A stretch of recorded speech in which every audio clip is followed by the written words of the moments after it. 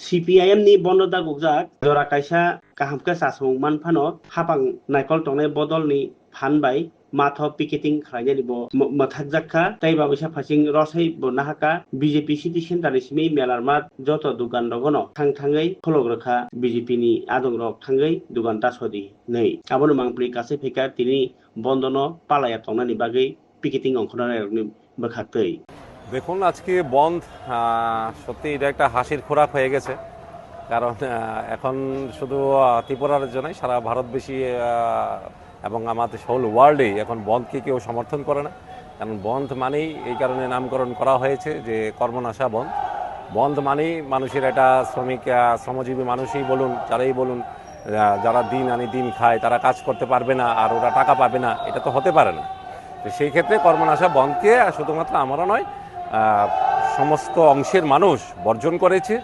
এবং সিপিআইএম এই নামটা কি, সিআইটিউ এই নামগুলিকে মানুষ এখন অপছন্দ করছে, কারণ ওই আগেকার দিনের মতো কর্মনাশা বন্ধের মাধ্যমে মানুষকে ওরা ক্ষতি করবে তা কখনোই মেনে নেওয়া যায় না। যার ধরুন আজকে স্বতঃস্ফূর্তভাবে সবাই যার যার সাধারণ জীবনযাপন করছে, সবাই শ্রমিকরা কাজ করছে, গাড়ি ঘোড়া চলছে। এবং আমরা এখন যে এখানে দাঁড়িয়ে রয়েছি সিটি সেন্টারের কাছে দাঁড়িয়ে রয়েছি, সেখানেও আপনারা দেখতে পাচ্ছেন যে দোকানপাট সব কিছুই খোলা রয়েছে।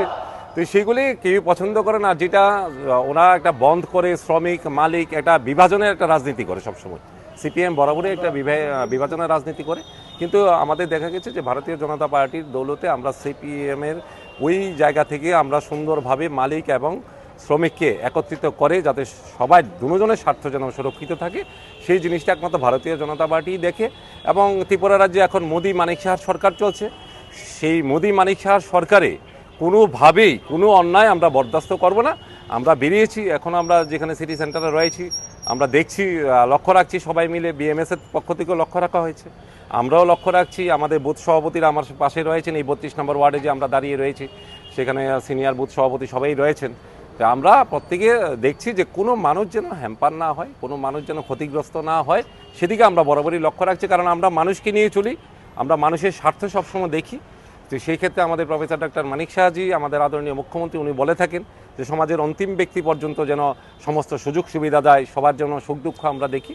তো সেই কারণেই আমরাও বেরিয়েছি, আমরা দেখছি যে কোনো মানুষের কোনো অসুবিধা হলেই আমরা আছি মানুষের পাশে, আমরা ফটাফট সেখানে চলে আসবো, কোনো ইনসিডেন্ট আমরা হতে দেব না এবং কোনো অন্যায় যেন কোনো মানুষের প্রতি না হয় সেদিকে আমরা বরাবরই লক্ষ্য রাখবো।